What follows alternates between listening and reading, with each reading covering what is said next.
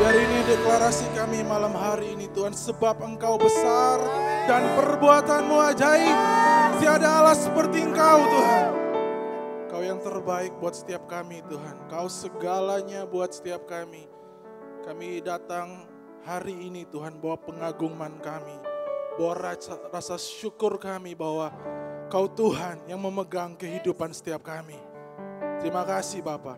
Kami bersyukur berkati setiap kami yang hadir sore hari ini Bapa. Biar firman-Mu menjadi kebenaran buat setiap kami. Dan kami mau melakukan firman-Mu dalam kehidupan setiap kami Bapa. Urapi setiap kami. Dan Roh Kudus Engkau sendiri yang berbicara dalam hati kami. Membuat kami mengerti kebenaran-Mu dengan baik. Terima kasih Tuhan, kami butuh Engkau. Kami butuh roh pewahyuan itu buat setiap kami. Dalam nama Yesus, sama-sama katakan, amin, amin. Silakan duduk Bapak Ibu Saudara. Shalom. Apa kabarnya? Luar biasa ya. Saya bersyukur kembali dipercayakan untuk share firman di ibadah 3 malam hari ini. Kita buka sama-sama di Roma 1 ayat 16-17 Saudara. Pesan yang Ibu Gembala berikan buat kita di awal bulan dan saya ingin untuk melengkapi puzzle lewat apa yang Tuhan ajarkan buat saya Saudara. Roma 1 ayat 16-17 berkata, sebab aku mempunyai keyakinan yang kokoh dalam Injil, karena Injil adalah kekuatan Allah yang menyelamatkan setiap orang yang percaya. Pertama-tama orang Yahudi tapi juga orang Yunani. Ayat 17 perhatikan dengan baik Saudara.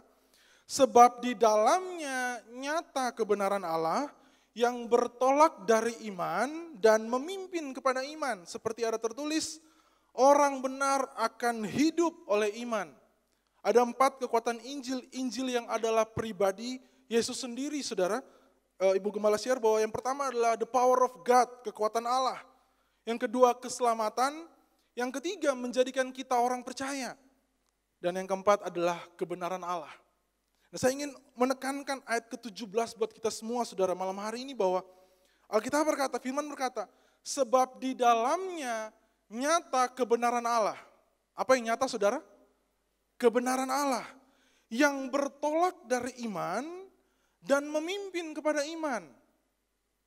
Terjemahan Inggris mengatakan from faith to faith. Dari iman kepada iman. Berarti bahwa firman sementara mengajarkan kita bahwa iman pegang peranan yang penting Saudara. Dalam membuat nyata kebenaran Allah. Amin. Setiap kita akan dengar kebenaran Allah. Di gereja, di pertemuan-pertemuan komsel Saudara, setiap kita akan dengar kebenaran. Tapi yang menjadi perbedaannya adalah apakah ada iman. Amin. Karena dikatakan bertolak dari iman dan memimpin kepada iman. Makanya dikatakan orang benar hidup karena iman. Amin. Ternyata iman punya pegang peran yang penting Saudara. Ini yang menjadikan kita pribadi-pribadi yang berbeda sebenarnya. Kalau orang di luar sana mungkin tidak punya iman. Tapi kita orang-orang percaya adalah orang-orang yang punya iman. Amin. Karena kalau dikatakan bertolak dari iman, berarti berbicara buat kita bahwa dasarnya adalah iman Saudara. Kalau dasar yang kita punya adalah iman, kepercayaan kita kepada Tuhan, maka seperti kata firman perumpamaan tentang rumah yang dibangun Saudara di atas batu dan pasir. Kalau dasar kita betul, maka hujan datang, badai datang, angin bisa melanda Saudara, tapi rumah akan berdiri dengan kokoh. Amin. Tapi kalau tidak ada dasar, pasir Saudara, maka hujan datang, badai datang, angin datang Saudara, rusak. Saudara. Hebatlah kerusakannya. Makanya pertanyaan saya malam hari ini Saudara buat kita semua. Supaya membuat kebenaran Allah itu nyata dalam diri kita. Kebenaran yang terus-menerus kita dengar Saudara. Untuk membuat itu nyata perlu iman. Amin. Sudahkah kita punya iman? Sudahkah kita punya iman Saudara? Anak mentor saya di youth minggu lalu dia khotbah, dia berkata bahwa seperti gambarannya seperti mata uang.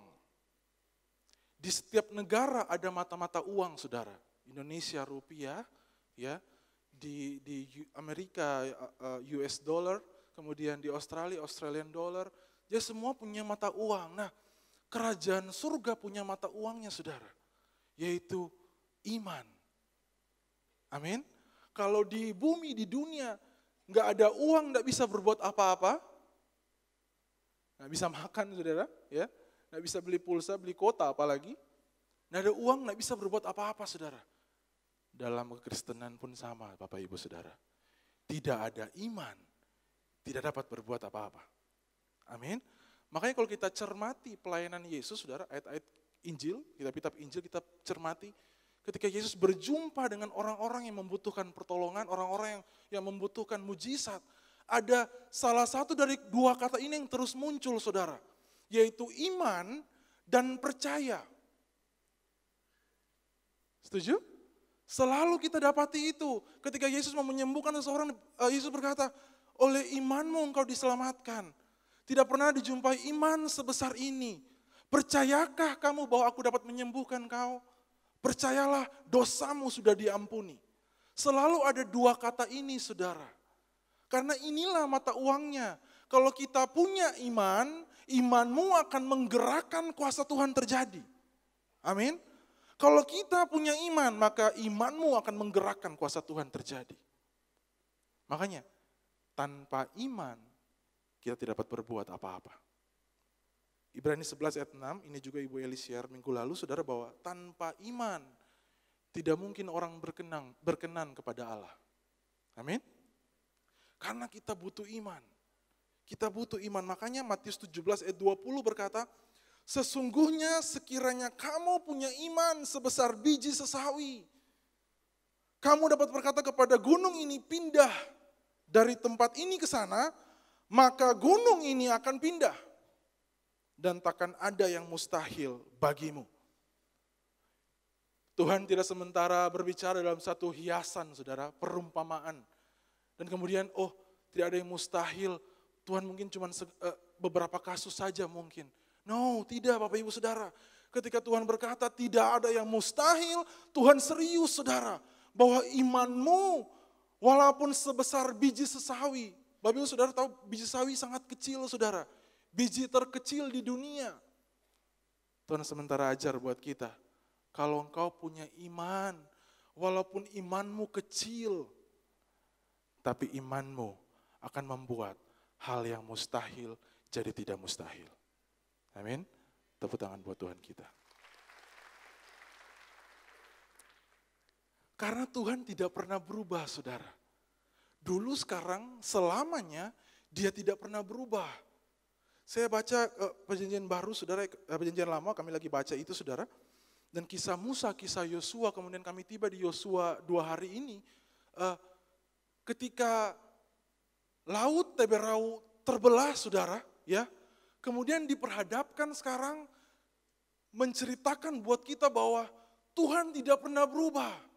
Kalau dulu dengan perantaran Musa laut Teberau itu terbelah saudara, pemimpin boleh berganti, orang boleh berganti saudara. Tapi dengar baik, kejadian yang sama berulang kembali. Sungai Yordan yang membatasi mereka masuk ke tanah perjanjian terbelah saudara. Amin. Membuktikan buat kita, kalau dulu Tuhan pernah lakukan, hari ini Dia sanggup mengerjakan hal yang sama. Amin. Itu Tuhan kita saudara. Padahal pemimpinnya berubah. Dari Musa kepada Yosua. Tapi apa yang Tuhan lakukan tetap sama. Apa yang menjadi halangan di depan mereka terbelah. Amin. Amin saudara. Dan menariknya Yosua bilang ini buat bangsa Israel. Waktu mereka sementara menyeberangi sungai Yordan, Yosua bilang gini, ambil batu-batu dari tengah sungai Yordan. Ambil, satu suku satu batu. Kemudian bentuklah tugu peringatan. Untuk apa tugu itu saudara? Dia mulai berkata, supaya engkau akan menceritakan kepada anak-anakmu yang tidak menyeberangi sungai Yordan. Bahwa dulu sungai ini pernah terbelah. Saya mau bilang buat kita saudara, apakah kita pernah bangun tugu peringatan itu? Karena kalau tidak, kita perlu bangun tugu peringatan saudara. Kalau dulu Tuhan pernah tolong, yuk bangun tugu peringatan itu. Supaya waktu hari ini, waktu matamu tidak bisa melihat pertolongan Tuhan, lihatlah tugu peringatan yang pernah engkau bangun. Bahwa dulu Tuhan pernah tolong, maka hari ini Tuhan pasti tolong. Amin. Anak-anakmu, cucu-cucumu perlu untuk tahu apa yang Tuhan pernah kerjakan dalam kehidupanmu. Makanya jangan pernah lalai untuk bangun tugu peringatan, saudara. Bangunnya tidak gampang. Mereka harus angkut batu yang besar dari tengah-tengah sungai. Taruh, saudara. Taruh 1, 2 mungkin masih gampang. Waktu taruh untuk ke 11, ke 12 sudah lumayan tinggi. Tidak gampang, saudara. Tapi hal yang tidak gampang itu mempertahankan warisan generasi ke generasi. Amin. Itu yang kita perlu lakukan, saudara.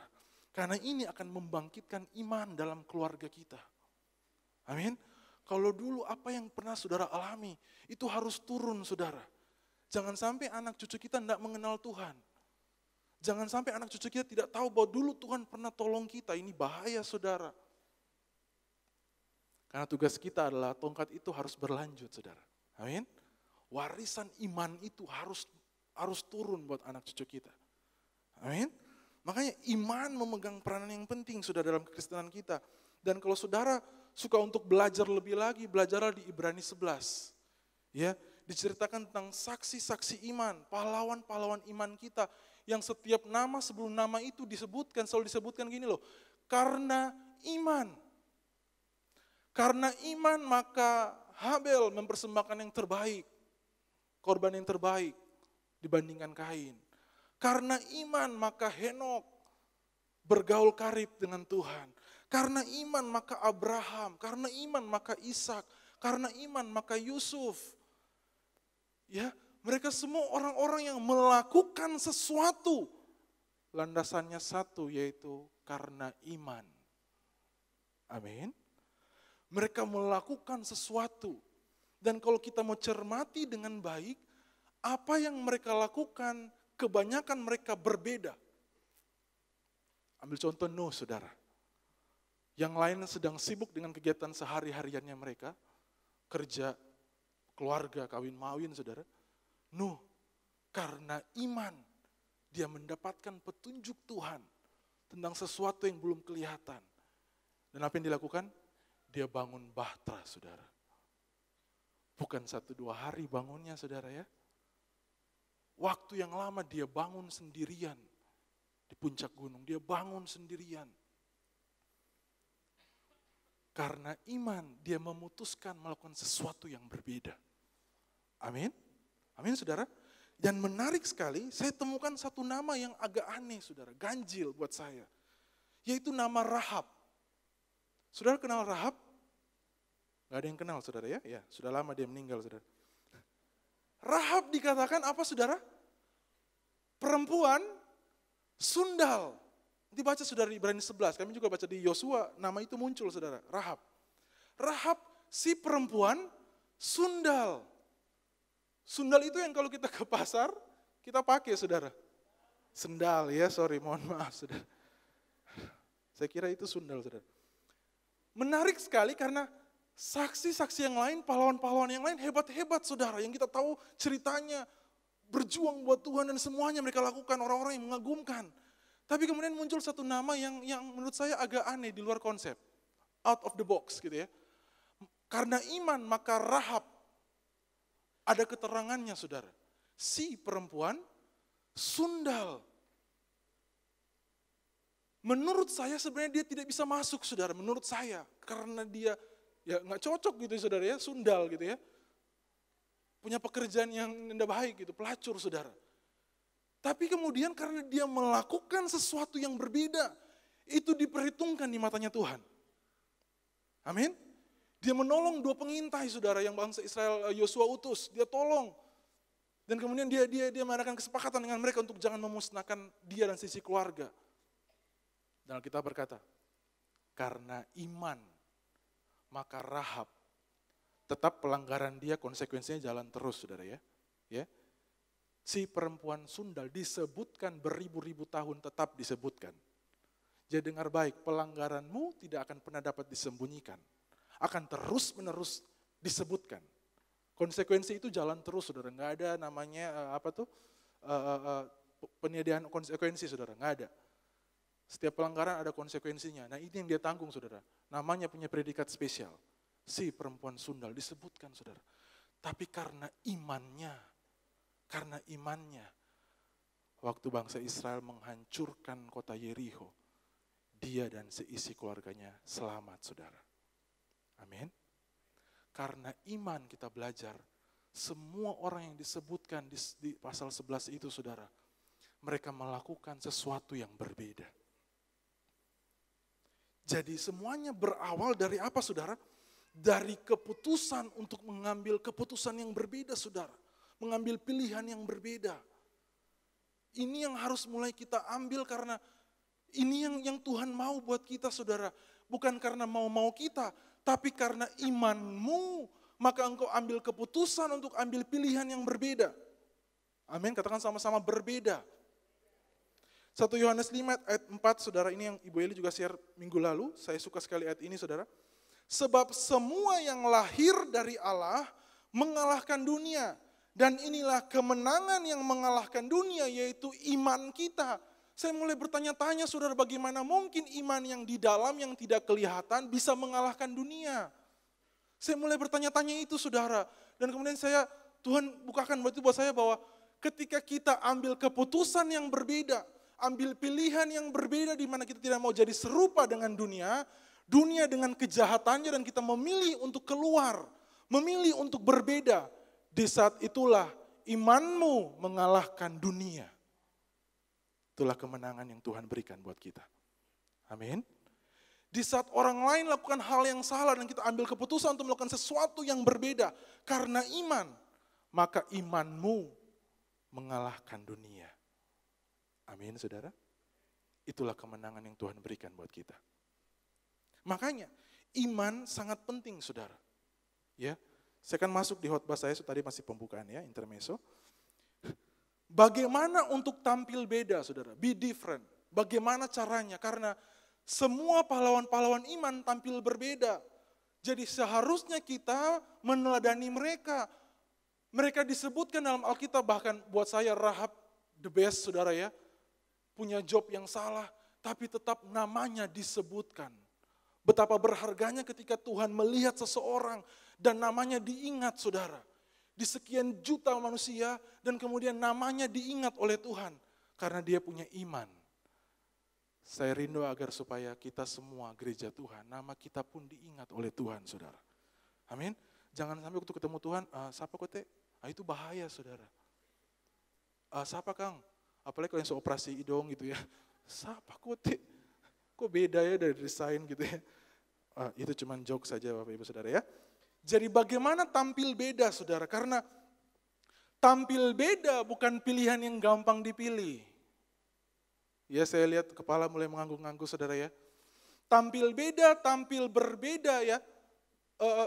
Bukan satu pilihan yang banyak orang pilih. Bukanlah pilihan yang gampang. Karena konsekuensinya adalah kita biasanya akan mulai ditolak oleh orang lain.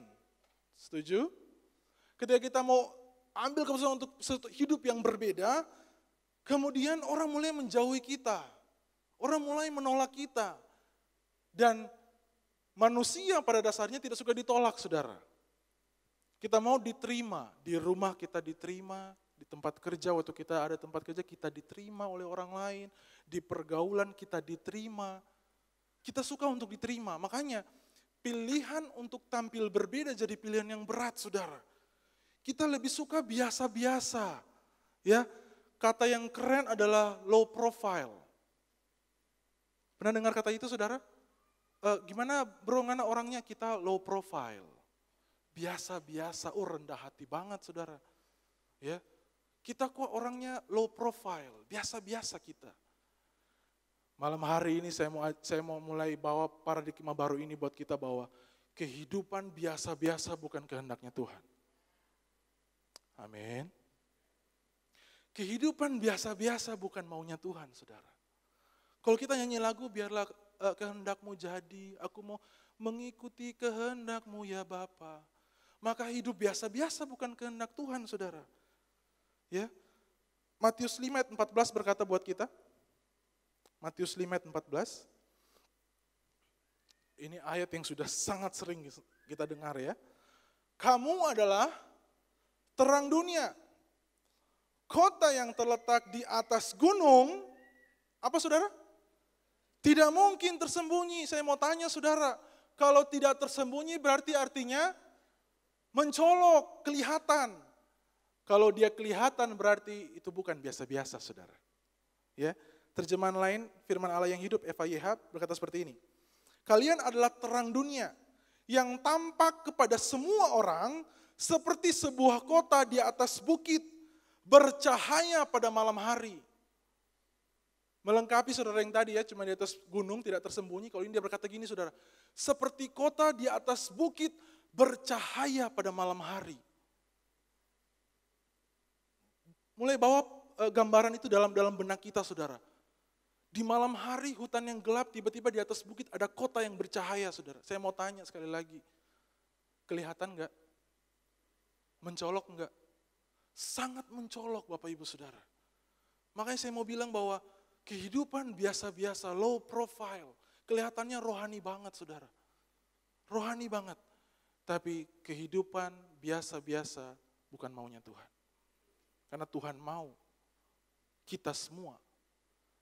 Kamu adalah terang dunia.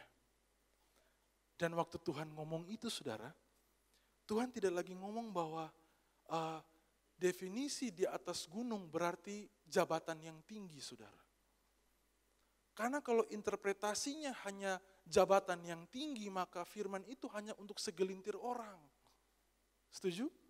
Karena tidak semua kita ketua kelas di kelas masing-masing. Tidak setiap kita jadi wali kota, saudara. Tidak setiap kita jadi gubernur, siapa rakyatnya kalau gitu ya. Tidak setiap kita jadi Ahok. Siapa pesaingnya nanti Ahmad Dhani? Enggak ada, saudara. Ya, tapi makanya saya mulai untuk hapus itu, saudara, bahwa ketika bicara buat tentang terang dunia, bukan bicara tentang jabatan. Saya dulu punya pemahaman itu, saudara. Saya tidak bilang bahwa semua punya pandangan itu, tapi saya punya pandangan itu, saudara, waktu bicara tentang kamu adalah terang dunia. Oh oke, berarti saya duduk di posisi yang tinggi misalkan, apalagi artis, kemudian dia lakukan firman, dia akan bercahaya. Tapi Tuhan bukakan ini buat saya, saudara, bahwa yang Tuhan maksudkan adalah kehidupan yang berbeda. Waktu imanmu menuntunmu untuk hidup berbeda, kehidupan kita memancarkan cahaya, saudara. Amin. Kehidupan kita memancarkan cahaya sehingga mau tidak mau, mata orang akan tertuju kepada kita.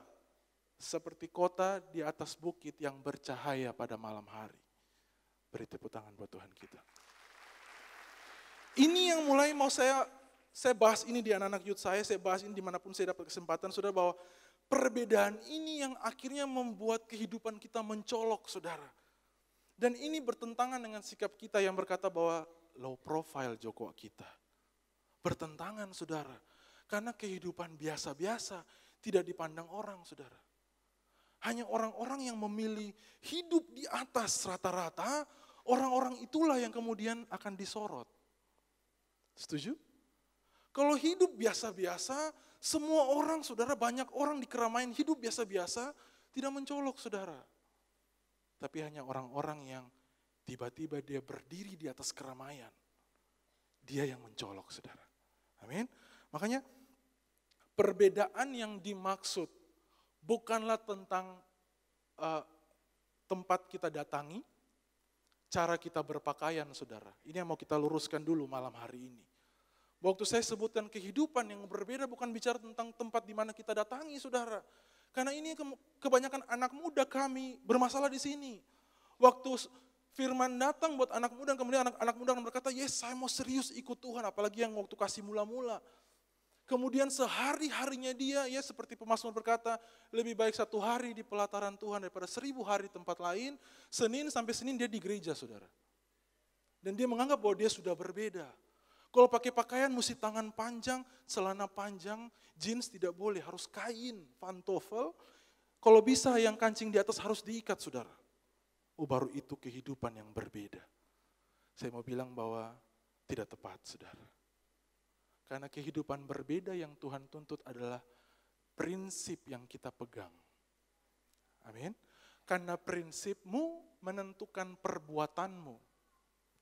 Catat dengan baik itu, saudara. Prinsipmu menentukan perbuatanmu.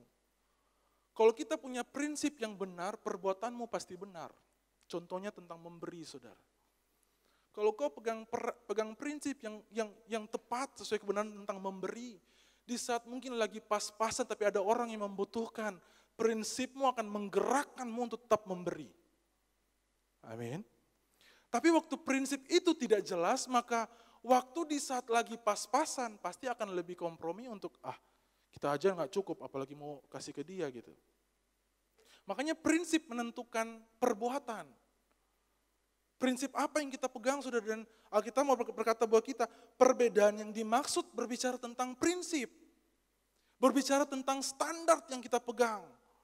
Standar apa yang kita pegang akhir-akhir ini? Itu yang membuat kehidupan kita berbeda. Definisi mencolok dan definisi biasa-biasa bukan tentang apa yang kelihatan di luar, saudara. Ini hati-hati, karena kalau kita punya pengertian yang berbeda, maka waktu saya ngomong mencolok, kemudian Bapak Ibu Saudara mulai membayangkan, oh iya, saya harus mencolok dengan cara pulang dari sini saya beli Ferrari. Mencolok, saudara ya. Pulang dari tempat ini, setiap Sabtu saya harus pergi ke Paris. Mengunjungi orang-orang fakir miskin di sana. PP tiap weekend gitu ya, Paris, Manado. Karena mencolok. Bukan, saudara. Tapi prinsip yang kau pegang, yang dikeluarkan oleh perbuatanmu, itu yang membuat kehidupanmu mencolok. Amin.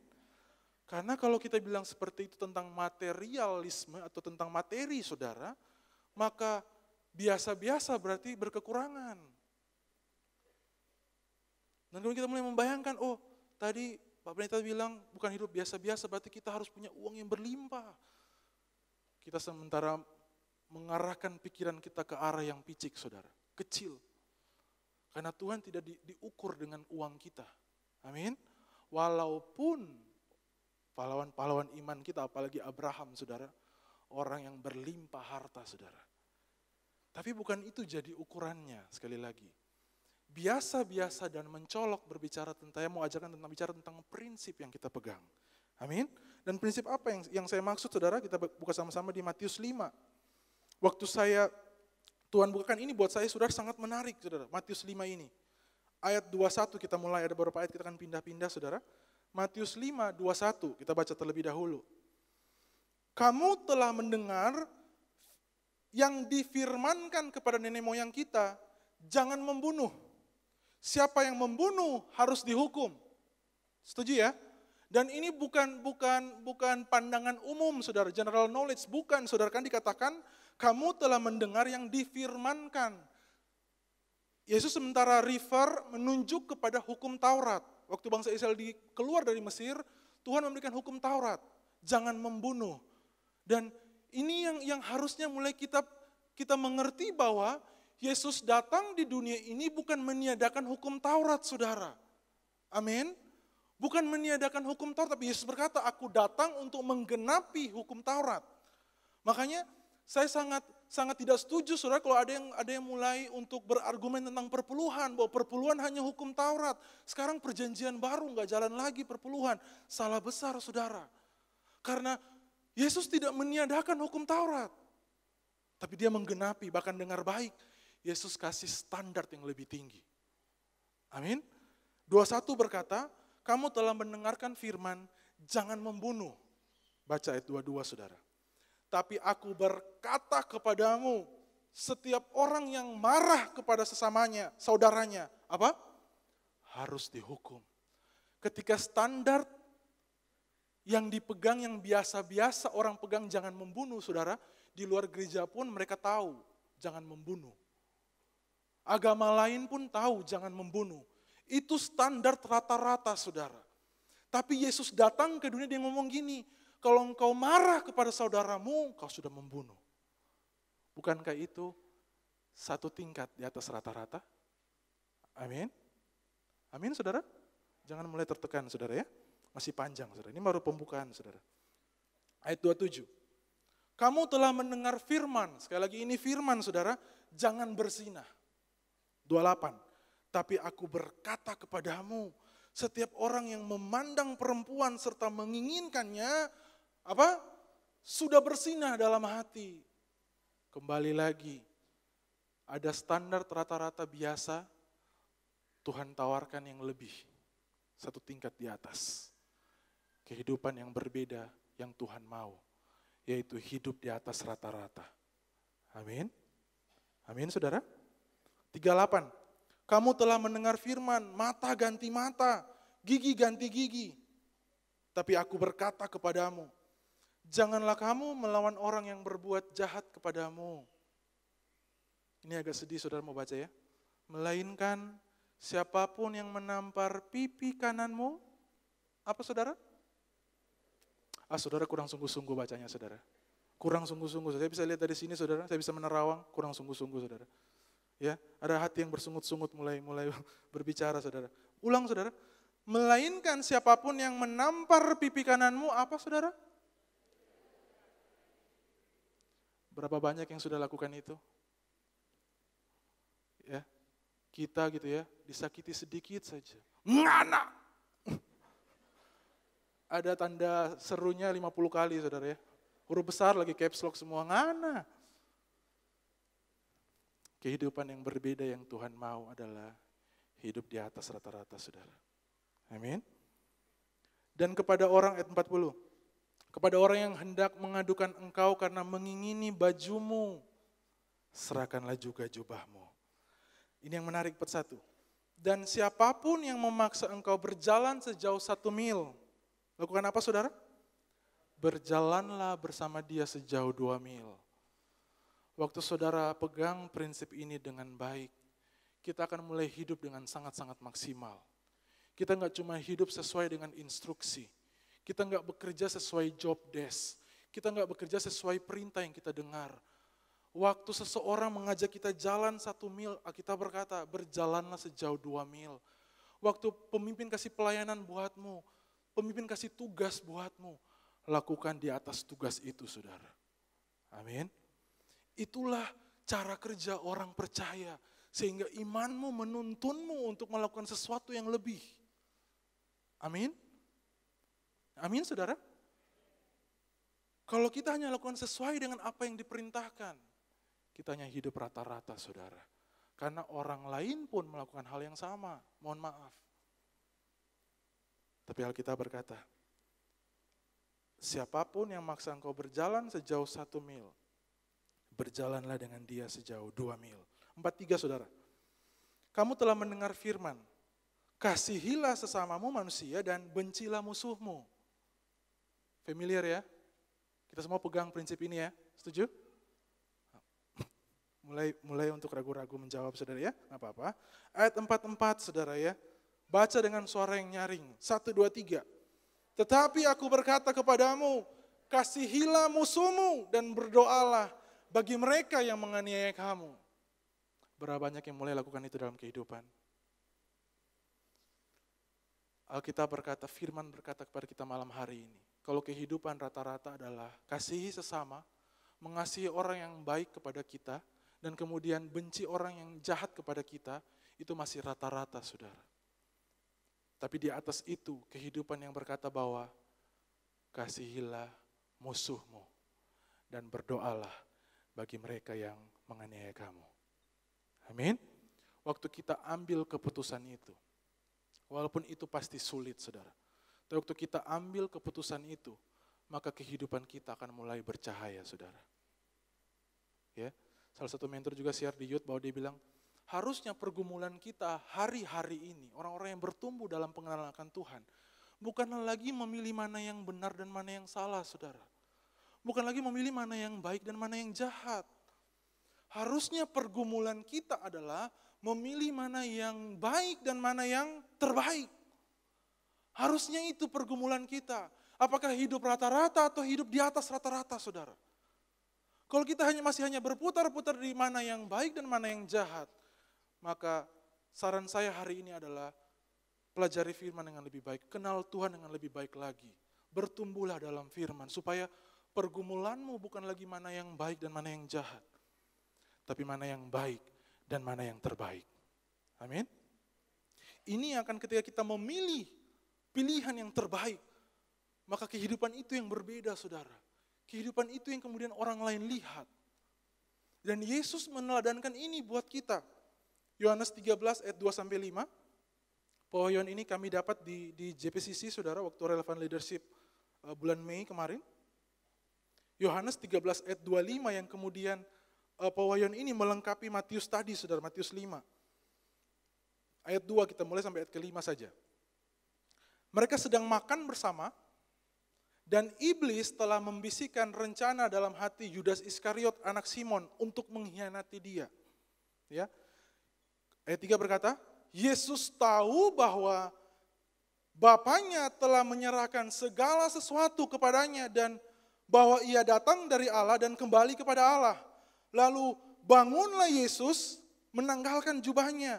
Ia ambil sehelai kain lena dan mengikatkannya pada pinggangnya.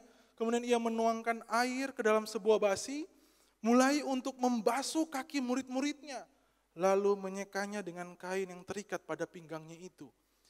Kita perhatikan ayat yang ketiga, saudara. Alkitab berkata, Yesus tahu bahwa segala sesuatu Bapa serahkan kepadanya. Betul? Saya nggak salah baca ya. Yesus tahu bahwa Bapanya telah menyerahkan segala sesuatu kepadanya. Saya mau tanya, saudara ya, saya mau tanya dengan jujur, nggak usah bohong, saudara ya, di antara kita ya, dengan jujur, saudara.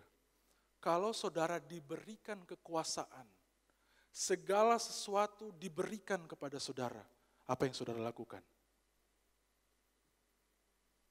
Saya mulai lihat senyum-senyum nakal, saudara ya, hati-hati, saudara. Jangan melayang-melayang pikiran kita ya.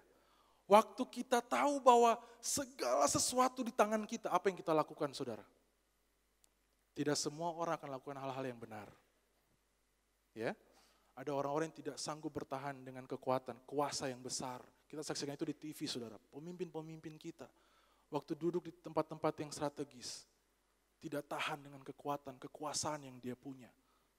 Dia selewengkan kekuasaan dia. Tidak semua orang, saudara, bertahan dalam kekuasaan yang besar yang diberikan buat dia.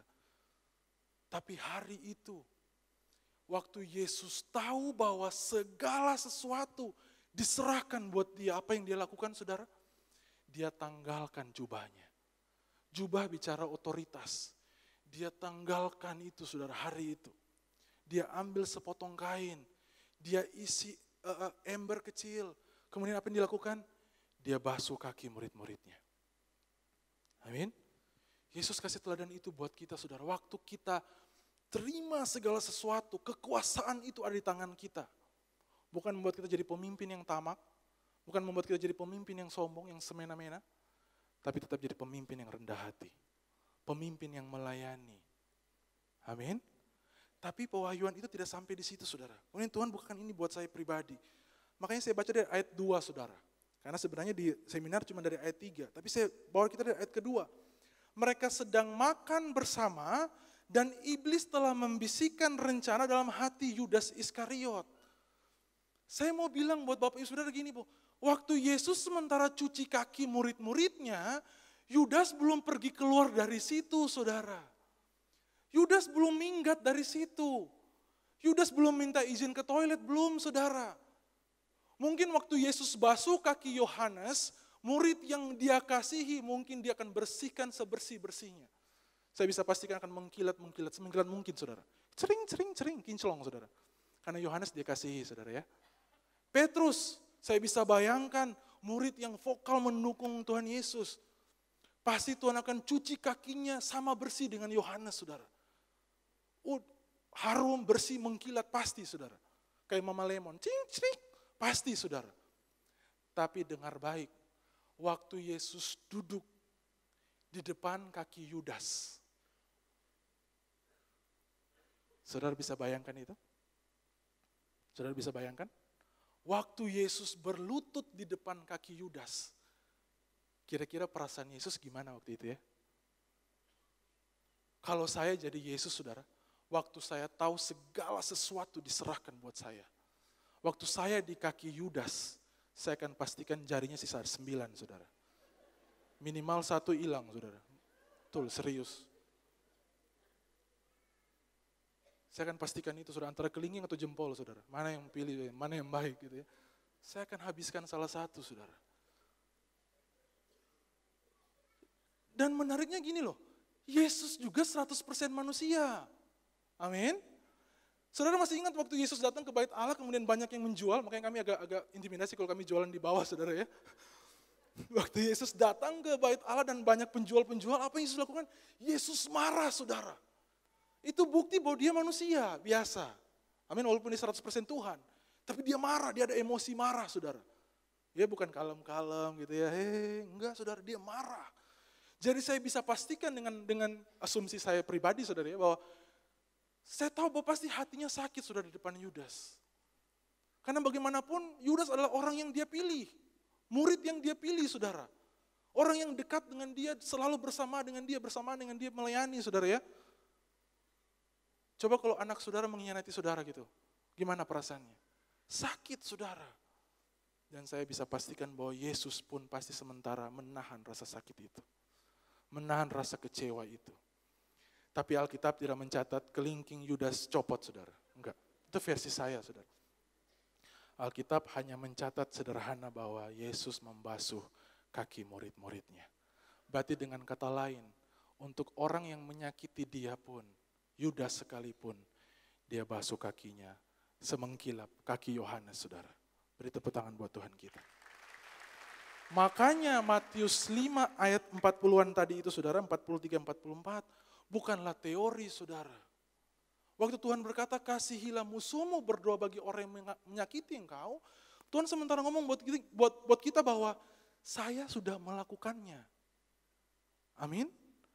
Saya turun ke dunia bukan cuma untuk menebus kalian, tapi saya sudah melakukannya. Supaya kita jadi ada patokan, saudara. Kalau Yesus bisa lakukan, saya pun bisa melakukannya. Amin. Kalau ada orang yang menyakiti hati kita, kita pun bisa untuk memaafkan dia. Karena Yesus sudah melakukannya. Amin. Amin, saudara. Dan inilah teladan yang dia berikan. Ayat 15 berkata, sebab aku telah memberikan suatu teladan kepada kamu, supaya kamu juga berbuat sama seperti yang telah kuperbuat kepadamu. Tapi dengar baik, bukan teladan basuh-membasuh, saudara. Bukan teladan cuci-mencuci, saudara. Karena ayat 34 berkata, aku memberikan perintah baru kepada kamu, yaitu supaya kamu saling mengasihi. Dia mau bilang bahwa seperti saya mengasihi Yudas, orang yang akan mengkhianati saya, itulah teladan yang harus kalian perbuat. Amin. Itulah standar yang harus kita ambil, yaitu kehidupan di atas rata-rata. Amin. Amin, saudara. Jangan tertekan dulu, saudara, katakan amin. Yes. Tapi memang masalahnya adalah ada ketakutan terbesar, saudara. Ada rasa takut waktu kita mau mengambil keputusan untuk hidup berbeda. Memang tidak dapat dipungkiri bahwa ada rasa takut. Rasa takut apa, saudara? Saya simpulkan bahwa ada rasa takut merasa sendirian dan akan dikucilkan. Saya mulai menggambarkan bagaimana Nuh, saudara, seorang diri, membuat bahtera, saudara. Yang lain mengejek dia, bikin apa ngana, hujan aja tidak.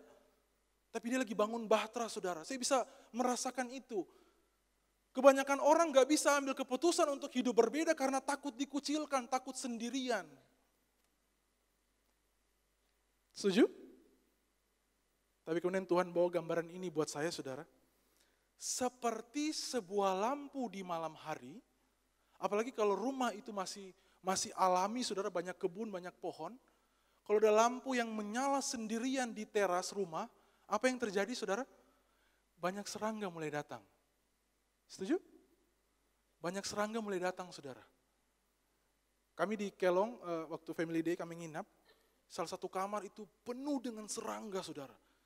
Karena ada satu lampu di kamar yang menyala, penuh serangga. 20 ekor, 15 ekor, sudah usir gitu, tutup horden.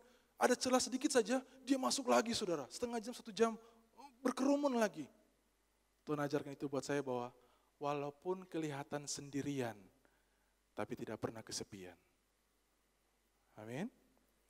Yang jomblo-jomblo senyumnya berbeda, saudara. Ya, Yang jomblo-jomblo senyumnya berbeda, saudara. Apalagi yang pakai dasi di depan ini, saudara. Bahwa sendiri, tapi tidak tentu kesepian, saudara. Sebagai contoh Daniel, waktu dia ambil keputusan hidup berbeda, apa yang terjadi, saudara? Semua pegawai istana nggak mau bergaul sama Daniel. Mereka nggak mau sama Daniel, mereka benci dengan Daniel. Karena Daniel berbeda. Daniel sendirian. Tapi apa yang terjadi? Pergantian raja beberapa kali. Tetap raja mendekat kepada Daniel. Amin. Dari Nebukadnezar, anaknya sampai Raja Darius, semuanya condong mendekat kepada Daniel. Ini gambaran yang saya ngomong tadi bahwa seperti lampu itu, saudara. Kelihatan sendirian, tapi tanpa disadari banyak yang datang, saudara. Banyak yang datang, sehingga tidak pernah kesepian. Amin. Coba lihat samping kiri kananmu, mungkin ada wajah-wajah sepi malam hari ini, saudara. Daripada, saudara, seperti orang kecil di tengah keramaian. Kelihatannya banyak, tapi pasti sendiri dan kesepian, saudara. Ya, kelihatannya saja banyak, tapi dia sendiri dan kesepian. Makanya saya lebih memilih, lebih baik saya sendirian berjuang dengan prinsip kebenaran yang berbeda. Tapi banyak orang yang kemudian akan mendekat, tertarik untuk mendekat, saudara. Amin. Penghalang terbesar, saudara. Karena itu akan menjadi ketakutan dan kemudian menghalangi kita, yang kemudian kita biasanya cari jalan pintas, yaitu main aman, saudara. Kita ambil jalan pintas itu main aman. Ya, dalam 1 Yohanes 2 ayat 15 sampai 17. Ini ayat-ayat yang terakhir, saudara. 1 Yohanes 2 ayat 15 sampai 16 berkata seperti ini, saudara. Janganlah kamu mengasihi dunia dan apa yang ada di dalamnya. Jikalau orang mengasihi dunia, maka kasih akan Bapa tidak ada dalam orang itu. Sebab semua yang ada dalam dunia, yaitu keinginan daging, keinginan mata, serta keangkuhan hidup, bukanlah berasal dari Bapa, melainkan dari dunia. Dan dunia sedang lenyap dengan keinginannya. Tapi orang yang melakukan kehendak Allah tetap hidup selama-lamanya. Waktu kita ambil keputusan untuk main aman, biasanya kaki kiri sebelah diterang, kaki kanan digelap, saudara. Main aman. Waktu hari Minggu, hari yang kudus, semua ke gereja, saudara. Rumah-rumah kosong, apalagi Paskah dan Natal, saudara ya. Tapi waktu dalam keseharian kita nggak bisa, saudara. Tetap kita ke arah dunia. Main aman, saudara. Dengar baik, Alkitab berkata, semua yang berasal dari dunia, bukan dari Bapa. Amin. Pilihan kita harus jelas. Pilih terang atau pilih gelap. Kalau kita suam-suam kuku, jemaat di Laodikia, kata di kitab Wahyu berkata, tidak panas, tidak dingin, dimuntahkan, saudara. Tuhan tidak suka dengan orang yang main aman, saudara. Kalau hari ini kita berkata, dengan imanmu kau berkata bahwa saya mau hidup berbeda. Pastikan kau ambil pilihan yang 100%, saudara. Pilih salah satu, coret yang tidak perlu, saudara. Amin. Karena itu yang Tuhan mau buat kita. Apa rewardnya, saudara? Ini yang terakhir, apa rewardnya? Karena pengetahuan kita akan kebenaran tidak akan membuat kehidupan kita bercahaya, saudara. Pengetahuan kita akan firman tidak akan membuat kehidupanmu berpengaruh. Tapi kehidupanmu yang berbeda, prinsip yang kau pegang di atas rata-rata, itu akan membuat kehidupanmu bercahaya. Dan Alkitab berkata dalam Matius 5 ayat 16, demikianlah hendaknya terangmu bercahaya di depan orang, supaya apa, saudara? Supaya mereka melihat perbuatanmu yang baik dan memuliakan Bapamu yang di surga. Ini panggilan buat setiap kita, saudara. Waktu kehidupan kita, imanmu menuntunmu untuk ambil keputusan yang berbeda, maka secara otomatis kehidupanmu akan memancarkan cahaya. Dan bukan cuma untuk dirimu sendiri, tapi cahaya itu akan memaksa dengan otomatis mata orang lain tertuju kepada kehidupan kita. Mata orang lain akan melihat Kristus yang hidup dalam kehidupan kita. Mata orang lain akan kemudian menyorot kehidupan kita. Sehingga waktu mereka melihat perbuatan kita yang baik dan berujung pada memuliakan Bapa kita di surga. Amin. Penghiburan saya malam hari ini yang terakhir, saudara, bahwa kalau ada orang yang ngomong di belakang kita, itu harusnya jadi penghargaan buat kita semua. Tidak semua orang suka apa sih katanya ya? Tidak semua orang suka ada orang yang ngomong di belakang dia. Informalnya gitu aja ya. Tidak semua orang suka, saudara. Waktu ada orang ngomong di belakang yang jahat, aduh, saudara rasa risih gitu ya. Tersinggung, sakit hati, kepahitan dan lain-lain. Tapi saya mau kasih penghiburan malam hari ini. Waktu ada orang lain yang ngomong jahat di belakangmu, itu tanda, itu satu konfirmasi yang Tuhan berikan bahwa engkau sementara berjalan di depan. Karena orang-orang yang berjalan di depan hanya kelihatan punggungnya, saudara. Waktu engkau berjalan di depan, kau sementara menuntun orang-orang ke arah yang kau tuju. Orang-orang akan mengikuti jejak footsteps-mu, akan mengikuti jejak langkah kakimu. Amin. Jadi kalau ada orang yang ngomong di belakang kita, katakan praise God, saya berdiri di depan. Amin. Amin saudara. Tuhan Yesus memberkati kita semua. Saya undang kita bangkit berdiri saudara. Selamanya Kau Tuhan. Terima kasih Tuhan. Terima kasih Tuhan. Yang terutama di hidupku, tak akan ku lepaskan pengharapan di dalam-Mu. Selamanya Kau Tuhan, selamanya Kau Tuhanku, yang terutama di hidupku, tak akan ku lepaskan pengharapan di dalam-Mu. Selamanya Kau Tuhan,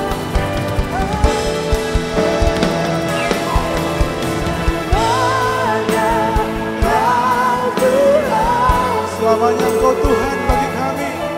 yang terutama di hidupku, tak akan ku lepaskan pengharapan di dalam-Mu. Biar malam hari ini bangkit imanmu. Bangkit imanmu. Bangkit imanmu. Bahwa selamanya Tuhan besertamu. Kalau Tuhan ada dalam kehidupanmu, engkau punya segalanya. Biarlah iman itu bangkit malam hari ini. Bahwa sekali pilih Tuhan, selamanya pilih Tuhan. Selamanya pilih Tuhan. Berapapun harga yang harus dibayar, selamanya pilih Tuhan. Biar malam hari ini Tuhan firman-Mu turun buat setiap kami. Bahwa kehidupan kami harus berbeda. Karena inilah kehidupan orang benar, orang percaya yang hidup oleh iman. Bahwa kehidupan kami harus memancarkan cahaya-Mu. Kehidupan kami harus membawa pengaruh buat orang lain. Dan untuk membawa pengaruh tidak bisa kehidupan yang biasa-biasa. Tidak bisa kehidupan yang rata-rata. Tapi harus kehidupan yang di atas rata-rata. Biar setiap kami yang dengar firman-Mu malam hari ini, Roh Kudus menguatkan setiap kami untuk ambil keputusan yang benar malam hari ini. Untuk ikut Tuhan dan memberikan kehidupan secara total, tubuh, jiwa, dan roh kami. Kami persembahkan kepada Tuhan. Terima kasih Bapak, meteraikan firman-Mu, Roh Kudus terus berbicara untuk menguatkan setiap kami. Dalam nama Yesus, sama-sama katakan, amin, amin. God bless you.